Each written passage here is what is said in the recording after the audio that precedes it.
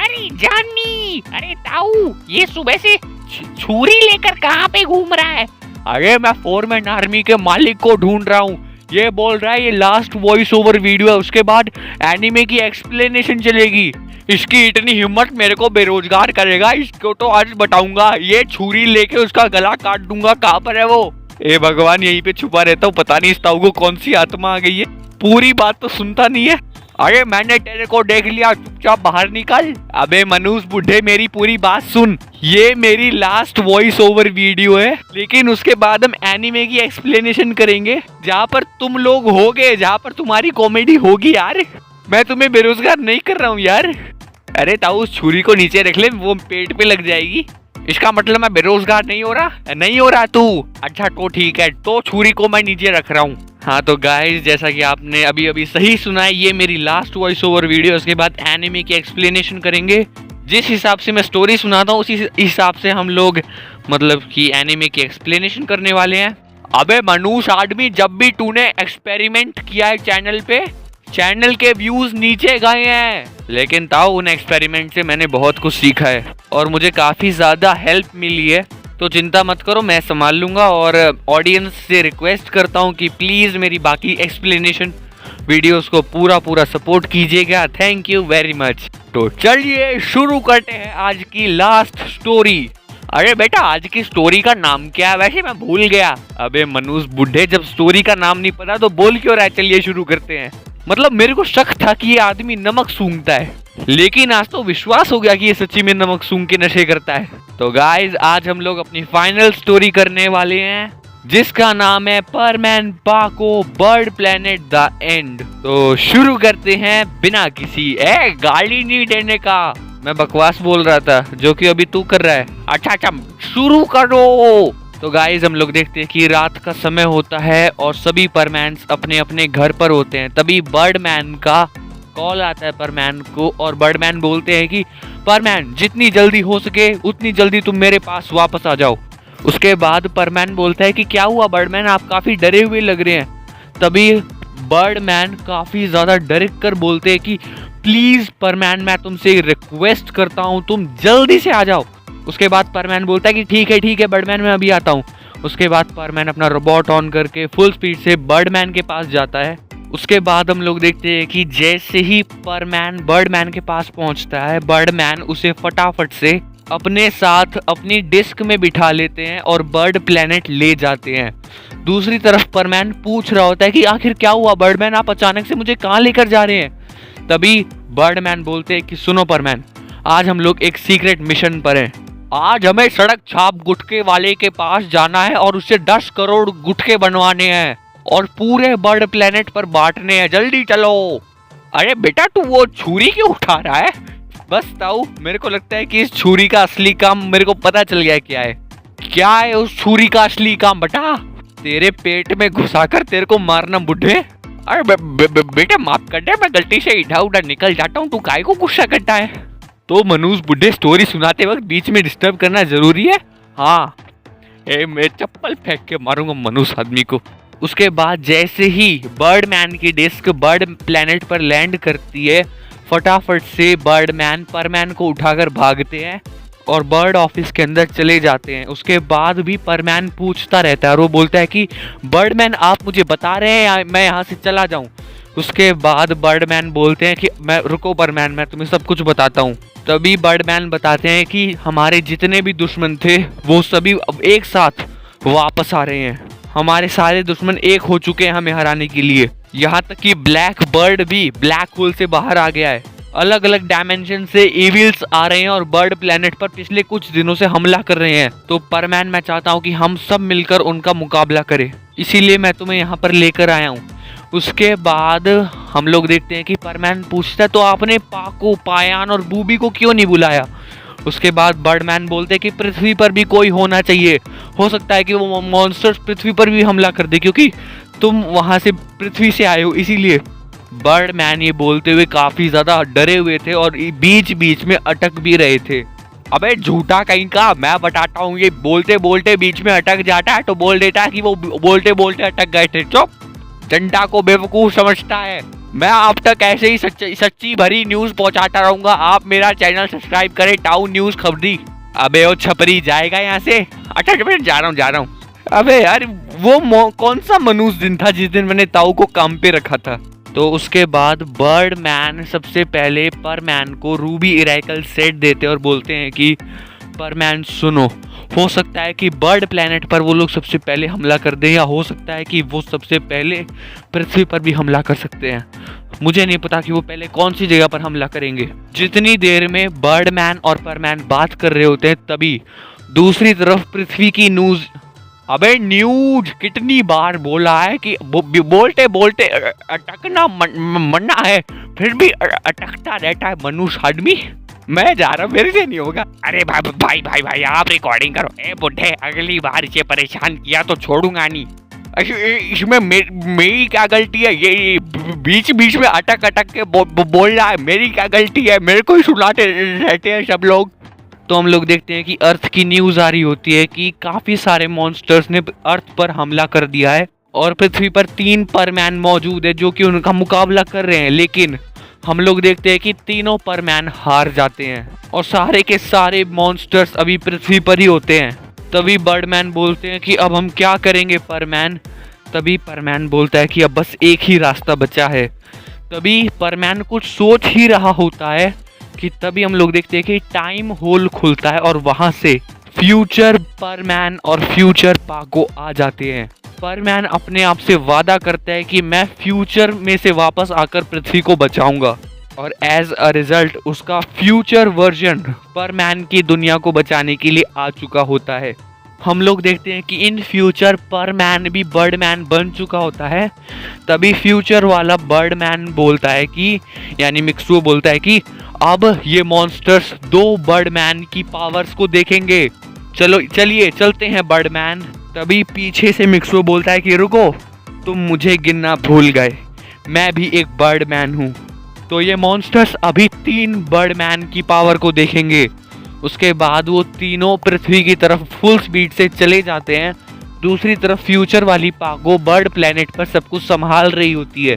दूसरी तरफ हम लोग देखते हैं कि बहुत ही बड़ी सेना आ चुकी होती है पृथ्वी पर और उससे भी बड़ी होती है ब्लैक बर्ड। और ब्लैक बर्ड जिनको नहीं पता, वो परमैन वर्सेस इविल बर्डमैन वाली स्टोरी देखो, सब कुछ समझ जाओगे। मतलब सेना से बड़ी तो वो इविल बर्ड थी। हम लोग देखते हैं कि सभी लोग यानी कि मिक्सुओ, फ्यूचर मिक्सुओ और बर्डमैन एक दूसरे का हाथ पकड़ते हैं और जोरदार मुक्का उस इविल बर्ड के सर पर मारते, लेकिन उसे कुछ फर्क नहीं पड़ता है क्योंकि इविल बर्ड अब इतनी ज्यादा पावरफुल हो चुकी थी कि वो किसी को भी खत्म कर सकती थी। उसके बाद वो तीनों नीचे गिरने लगते हैं और तभी हम लोग देखते हैं कि फ्यूचर से पायान और बूबी भी आ चुके होते हैं और वो उन लोगों को गिरने से बचा लेते हैं और वहां पर पाको भी आ जाती है फ्यूचर वाली। तभी हम लोग देखते हैं कि जो छोटी परमैन स्क्वाड होती है वो बिल्कुल तहस नहस हो चुकी होती है, मतलब बिल्कुल हार चुकी होती है। तभी बड़ी परमैन स्क्वाड बोलती है कि तुम लोग आराम करो, इन्हें हम लोग देखते हैं। तो पायान और बूबी उनकी सेना को देखते हैं और पाको और परमैन उस बड़े से डार्क पंछी को देखते हैं। अबे उसका नाम इविल बर्ड है। एक काम कर, मैं ही स्टोरी सुना देता हूँ। ठीक है सुना ले, मैं जा रहा हूँ। भाई सुना ले यार, वो पहलवान आके फिर से मेरे को मारेगा। सुना ले बेटे, अब आया ना औकात पे। तो उसके बाद हम लोग देखते हैं कि पाको और परमैन उस बर्ड को हराने की कोशिश करते हैं, लेकिन वो उस बर्ड का कुछ भी नहीं उखाड़ पाते हैं। तभी परमैन के एक बार बुलाने पर गुड बर्ड वहां पर आ जाते हैं और गुड बर्ड भी मतलब कि इविल बर्ड के बराबर ही पावरफुल हो चुके होते हैं। वो बोलते हैं कि परमैन अब मैं तुम्हारी मदद करूंगा। उसके बाद गुड बर्ड अपनी सारी पावर मिक्सुओ के अंदर डाल देते हैं, जिसकी वजह से मिक्सुओ की पावर काफी ज्यादा हो जाती है और वो अपनी छाती से एक जोरदार बीम निकालकर उस पंछी के ऊपर मारता है। और तभी हम लोग देखते हैं कि वो पंछी नीचे गिर चुका होता है और तभी बड़े वाला परमैन उसे पकड़ने ही वाला होता है कि तभी वहां पर ब्लैक यानी कि इविल बर्डमैन आ जाता है। वो बोलता है कि मैं तुम्हें ऐसा नहीं करने दूंगा। उसके बाद इविल बर्डमैन उसे सोख लेता है, उस इविल बर्ड की सारी पावर अपने अंदर समेट लेता है। तुम्हें पता है ये इविल बर्ड है कौन? तो इविल बर्डमैन और कोई नहीं, डार्क वर्ल्ड का मिक्सुओ था। अब एक तरफ था डार्क मिक्सुओ और एक तरफ था हमारा मिक्सुओ। अब दोनों दूर से भागते हुए आते एक दूसरे को पंच मारने के लिए, और जैसे ही उनका पंच आपस में टकराता है ना, वो दोनों काफी ज्यादा दूर जाकर गिरते हैं। कोई पूरा का पूरा पहाड़ चीरता हुआ दूर जाके गिरता है और कोई तो पूरी की पूरी बिल्डिंग ही तोड़ के आर पार हो जाता है। तभी डार्क मिक्सुओ खड़ा होकर बोलता है कि मुझे नहीं पता था कि तुम्हारे अंदर इतनी पावर होगी, अब तो तुम्हें मारने में मुझे और भी मजा आएगा। उसके बाद वहां पर बर्डमैन एक डार्क होल खोल देते हैं। उसके बाद बर्डमैन बोलते हैं कि मिक्सुओ, ये एक हमारी गलती की वजह से इस डायमेंशन में आ गया था। ये डार्क मिक्सुओ है जो कि डार्क वर्ल्ड से आया है। आज से 20 साल पहले हम एक एक्सपेरिमेंट कर रहे थे डार्क वर्ल्ड के ऊपर, जब ये और वो इविल बर्ड बाहर आ गया था। उसके बाद ये दोनों ही सारे दुश्मनों को बना रहे थे और सभी को चला रहे थे। हम दोनों ने इसे ब्लैक होल में तो फेंक दिया, लेकिन ये वहां से भी हमें कंट्रोल कर सकते थे। ये लो मिक्सुओ, जल्दी से डार्क वर्ल्ड में वापस भेजो। इसी के अंदर वो इविल बर्ड है। ये दोनों अगर एक बार डार्क वर्ल्ड में चले गए तो हमारा काम आसान हो जाएगा। उसके बाद मिक्सुओ उस इविल यानी कि डार्क मिक्सुओ का गला पकड़ता है और उसे हवा में उठा लेता है। अरे मेरा गला छोड़, मैंने कुछ नहीं किया। क्यों बे बुढ़े, चोरी करता है यहाँ पे? अबे पहलवान, क्या हो गया भाई? मैंने इसे ड्रॉर से 10 रुपए चुराते हुए देखा, जबकि इसकी औकात तो 2 रुपए की ही है। अरे तेरी औकात तो 1 रुपए की है, पर तू 300 रुपए लेटा। मैंने कुछ कांड क्या बुढ़े, लगता है तेरे दिन भर गए, तेरे को मारना पड़ेगा। अरे रहने दो भाई, रहने दो, ये मजाक करता रहता है, कॉमेडियन है ना, इसके कहने पे छोड़ रहा हूँ, वरना बुढ़े गला दबा देता। अरे बुढ़े, पैसे चोरी करने की क्या जरूरत थी, मुझसे मांग लेता। अरे पिछले 1 साल से पैसे मांग मांग के थक गया। कितनी बार बोला 100 रुपए दे दे, 10 रुपए दे दे, पर नहीं देगा तो चोरी करनी पड़ेगी ना। है कोई तेरे पास जवाब, बोलना। अरे चुप क्यों है? ए पहलवान, मारता हूँ को। अरे भाग। उसके बाद हम लोग देखते हैं कि डार्क मिक्सुओ की छाती पर लात मार देता है, जिसकी वजह से मिक्सुओ जमीन के अंदर गिर जाता है। और अब उसके ऊपर डार्क मिक्सुओ खड़ा था और डार्क मिक्सुओ बोलता है कि तुमने कोशिश तो बहुत की मुझे मारने की, लेकिन लगता है कि अब सब कुछ खत्म करना पड़ेगा। अलविदा मिक्सुओ, तुम्हारे साथ लड़कर मुझे बहुत मजा आया। तुम पहले ऐसे इंसान हो जो इतनी देर तक मेरे सामने टिके रहे। इतने सालों तक मैंने तुम्हें हराने की कोशिश की, लेकिन तुम मुझे कभी मार नहीं पाए। मुझे लगता है कि अब मुझे तुम्हें डार्क वर्ल्ड में भेज देना चाहिए। उसके बाद बर्डमैन उस डार्क होल को बंद करने की कोशिश करते, लेकिन वो डार्क वर्ल्ड को बंद नहीं कर पाते हैं। तभी हम लोग देखते हैं कि पीछे से पाको एक बहुत बड़ा पत्थर उठाकर उसके सर पर मारती है, जिसकी वजह से डार्क मिक्सुओ लड़खड़ाता हुआ ब्लैक होल यानी कि वो डार्क होल में गिर जाता है और वो अपने डायमेंशन में वापस चला जाता है। जिसके बाद हम लोग देखते हैं कि हम सभी लोग मिक्सुओ को देखते हैं। मिक्सुओ के चेहरे से अब खून निकल रहा होता है और मिक्सुओ मतलब कि अब बेहोश हो चुका होता है। तो वो सभी उसे हॉस्पिटल लेकर जाते हैं। तो जैसे ही वो उसे हॉस्पिटल लेकर जाते हैं, डॉक्टर बोलता है आई एम सॉरी। इसके बाद पाको और छोटी पाको काफी ज्यादा गुस्सा हो जाते हैं डॉक्टर के ऊपर और वो बोलते हैं कि सॉरी का क्या मतलब है, क्या मतलब है सॉरी का? तभी डॉक्टर बोलते हैं कि सॉरी, हॉल का एसी काम नहीं कर रहा, पंखे से काम चलाना पड़ेगा। सभी लोग बड़ी पाको और छोटी पाको पर हंस रहे होते हैं। पाको तुम क्या समझ रही थी? तो उसके बाद बड़ी पाको और छोटी पाको बोलते हैं कि ये हंसने की बात नहीं है, परमैन अभी खतरे से बाहर नहीं आया है। तभी डॉक्टर उनके पास आकर बोलता है कि उसे कुछ नहीं हुआ है, वो बस डर के मारे थोड़ा बेहोश हो गया है और उसके चेहरे से थोड़ा सा खून निकल रहा है, ब्लीडिंग रोक देंगे, ठीक हो जाएगा। बाकी वो बिल्कुल ठीक है, हम शाम तक उसे डिस्चार्ज कर देंगे। उसके बाद छोटी पाको बड़ी पाको से पूछती है क्या तुमने अभी तक परमैन से शादी की है?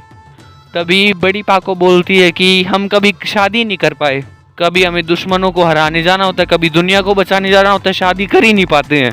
तो उसके बाद छोटी पाको बोलती है कि ठीक है, आज तुम दोनों की शादी शाम को मैं कराऊंगी। तो उसके बाद शाम को हम लोग देखते हैं कि मिस सुमीरे एक बहुत ही बड़ा हॉल बुक करती है और वहाँ पर बड़े पाको और बड़े परमैन की शादी हो रही होती है। तो शादी के बाद वो अपनी टाइमलाइन में वापस चले जाते हैं। दूसरी तरफ हम लोग देखते हैं कि परमैन अपने घर गया था बीच में। असल में पाको ने ही उसे भेज दिया था ताकि वो कभी भी पता न लगा पाए कि उसकी और पाको की शादी होगी इन फ्यूचर कभी। और पाको रिक्वेस्ट करती है सभी से कि प्लीज़ परमैन को मत बताना, तो सभी लोग हाँ कर देते हैं। उसके बाद परमैन वहाँ पर आकर बोलता है कि पाको, फ्यूचर वाला परमैन और फ्यूचर वाली पाको कहाँ गए? तभी पाको बोलते हैं वो तो अपनी डायमेंशन में चले गए, चलो परमैन हम पेट्रोलिंग करने चलते हैं। तभी परमैन बोलता है ठीक है चलो चलते हैं। तो यहाँ पर होती है हमारी स्टोरी की दी एंड। और सुनो यार, 160 एपिसोड, 160 वीडियो कम नहीं होती है। 160 वीडियोस के बाद जाकर हमारी ये स्टोरी कंप्लीट हुई है आज।